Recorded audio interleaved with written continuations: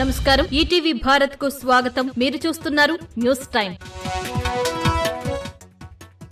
రేపటి సార్వత్రిక ఎన్నికల ఓట్ల లెక్కింపునకు సర్వం సిద్ధం.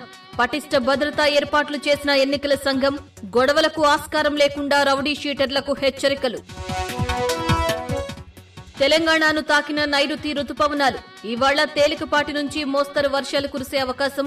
రేపటి నుంచి 3 రోజులు దక్షిణ జిల్లాల్లో భారీ వర్ష సూచన. రేవ్ పార్టీ కేసులో నటి హేమ అరెస్ట్. విచారణ తర్వాత ఆమెను అరెస్టు చేసిన పోలీసులు. ఇప్పటికే 2 సార్లు నోటీసులు జారీ. కాంగ్రెస్ నేతలతో ముఖ్యమంత్రి రేవంత్ రెడ్డి సమీక్ష. అధికారులతో ఏజెంట్లు వ్యవహరించాల్సిన తీరు తదితర అంశాలపై చర్చ. కౌంటింగ్ వేళ అభ్యర్థులు పూర్తి అప్రమత్తంగా ఉండాలన్న సీఎం. ప్రజల ఆత్మగౌరవం కోసమే పనిచేస్తున్నామన్న పొన్నం.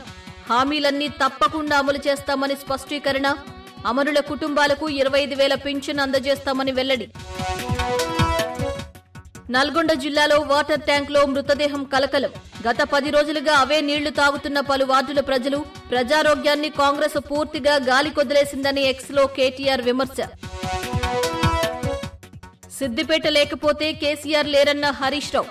మాజీ సీఎం లేకపోతే తెలంగాణ లేదని వ్యాఖ్య. బీఆర్ఎస్ ఆధ్వర్యంలో నేటితో ముగియనున్న రాష్ట్ర దశాబ్ది ఉత్సవాలు. హనుమకొండలో ఉద్యమకారుల ఆత్మీయ సమ్మేళనం. పాల్గొన్న మంత్రులు పొన్నం, సీతక్క, కోదండరాం. ఉద్యమకారులకు ప్రభుత్వం సముచిత స్థానం కల్పిస్తుందని హామీ.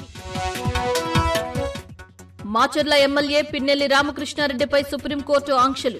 నంబూరి శేషగిరిరావు పిటిషన్లపై విచారణ జరిపిన ధర్మాసనం కౌంటింగ్ కేంద్రంలోకి వెళ్లొద్దని ఆదేశం. ఇవే ఇప్పటివరకున్న ప్రధానాంశాలు. మరిన్ని తాజా అప్డేట్స్ కోసం www.etvbharat.com వెబ్సైట్ను సందర్శించండి.